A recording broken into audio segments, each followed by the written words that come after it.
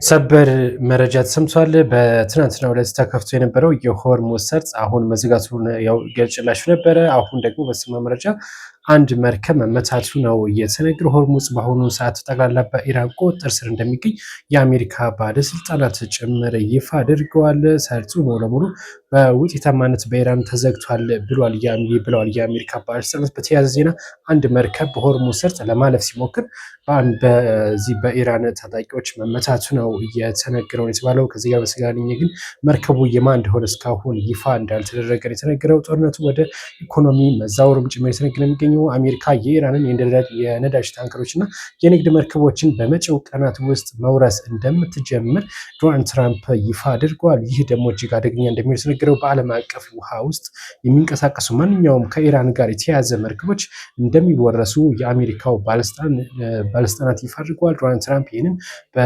በትሩዝ ገጻቸው ላይ ይህንን ይፋ አድርገዋል። ቀጣይ ሳምንት ጀምሮ እንግዲህ በቀጥታ ይህንን እንደሚያደርጉ ዋሽንግተን ፖስት ነው የዘገበው ነው የተባለው። ከዚህ ጋር በተገናኘ እናንተ ምን ሀሳብ አስተያየት አላችሁ? ሀሳብ አስተያየታችሁን አስቀምጡልን። መልካም ቆይታ።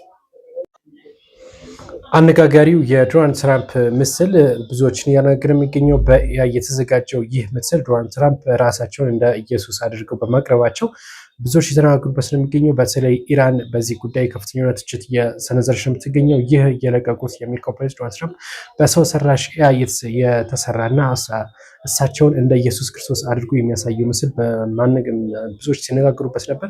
እንደዚሁም ከሶሻል ሚዲያ ላይም እንዲጠፋ ተደርጓል። ብዙዎችም ትችት አቅርበውበት ነበር።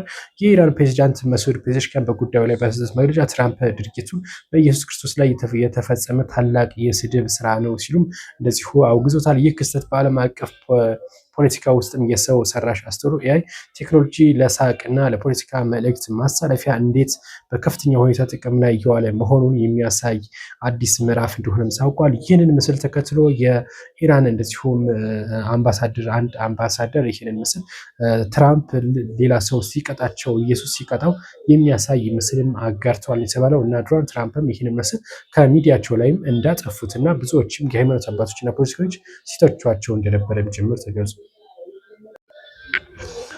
በአዲስ አበባ የቴዲ አፍሮን ዘፈን ሲያዳምጡ የነበሩ ወደ 105 የሚጠጉ ወጣቶች በቁጥጥር ስር ውለው መታሰራቸው የተነገረው ይህንን ዘፈን በማዳመጥ ለሁከትና ለብጥብጥ ተጠቅመውበታል በሚል ነው እንግዲህ በቁጥጥር ስር የዋሉት ነው የተባለው። ድምፃዊ ቴዎድሮስ ካሳሁን ወይም አዲስ ቴዲ አፍሮ አዲስ አልበም ማውጣቱ ተከትሎ በአዲስ አበባ ከተማ ዘፈኑን ለአመፅ መቀስቀሻ ተጠቅመውበታል ተብለው ከ100 በላይ ወጣቶች በቁጥጥር ስር መዋላቸው ብዙዎችን እያነጋገረ ነው የሚገኘው።